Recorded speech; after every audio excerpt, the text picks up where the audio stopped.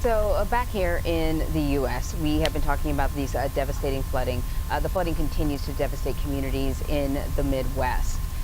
According to the officials, the Missouri River is expected to crest today, swelling the river's waters to its third highest level on record. The damage is particularly devastating for farmers whose farm and ranch losses are expected to be in the billions. Blake Hurst is the president of the Missouri Farm Bureau. He joins us on the phone now from St. Joseph, Missouri. Blake, thanks so much for joining us. Can you just put into perspective for us just how devastating this flooding has been specifically to the farming community?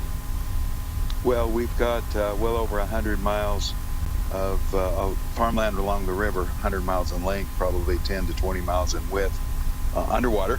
I'm about 60 miles from home right now. I can't get there from here on the interstate. The major artery through our area is closed. Grain bins have been destroyed, roads, railroads, bridges damaged. It is a terrible, terrible tragedy.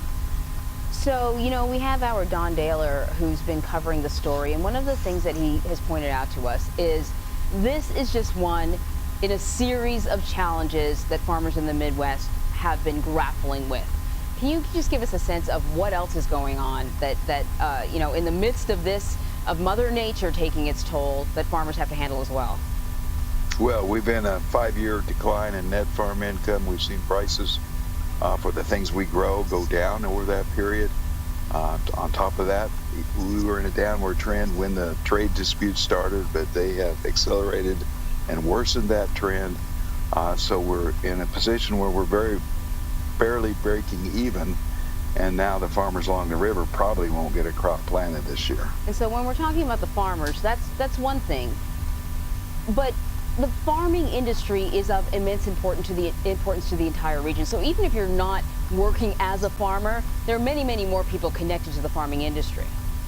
Oh, sure. We're one of the challenges we'll face this spring is a lot of our supplies come from the west, come from Nebraska.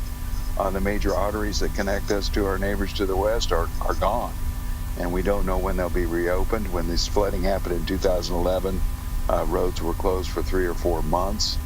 If we face that situation, it'll be hard to get supplies. All those people that depend on farmers for their business, people who sell fertilizer, seed, fuel, they're all going to be affected by this as well.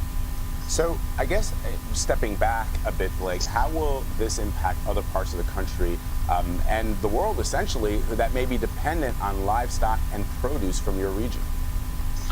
Well, we've lost a lot of inventory. Many of the farmers had grain stored in metal bins. The grain gets wet, swells up, just like it would in your cooking pot, and collapses, expands and collapses the bins. So we've lost some inventory.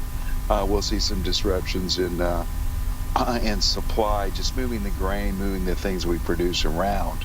Obviously, in the breadth and width of the center part of the nation, this is a small part of the country, but it will certainly affect the economies of anybody connected to Northwest Missouri, Southeast Nebraska, and Southwest Iowa. So I know it's early days because the water hasn't even started to recede yet. It'll hopefully happen later on today in some areas. But, what sort of assistance do you need? What are you hoping to hear from the federal government or any other agencies? Well, we'll need, first off, we have emergency conservation programs under the Farm Bill that actually are out of funding. We'll have to hopefully supplement that funding. We'll also need infrastructure money to replace bridges, place roads, and obviously at some point rebuild the levees that have been destroyed by this flood. All right, Mr. Blake Hurst, our hearts go out to you and to all of those devastated by this historic flooding. We appreciate your time in speaking with us today. Thank you, sir. You bet. Thank you.